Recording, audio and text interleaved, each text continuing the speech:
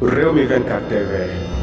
bismillah dal leen ak jàmm mercredi 4 octobre mu mel ne Bougane Gueye jamono yi rek dafa jaale ci parrainage ndax bu ñu xoolee rek li nga xamante ne def na ko rek mooy loolu moo doon actualité moom la ñëpp rek di reetaan mu doon lu xoromo journaliste bi di Doudou Coulibaly rek moom moo wax yi les révélations moom journaliste bi di Doudou Coulibaly mi ngay xam ne Bougane Gueye mënut a tëb rek xëy daal dina am na 10 000 parrainage te parrain yi commencé guñ moom mii di Bougane Gueye loolu la def journaliste bi di Doudou Coulibaly moom moo ko xam le ma ngay xam ne Bougane Gueye rek xëy na ne am na 10 000 parrain fële ca Kaffrine mu doon loo xam ne rek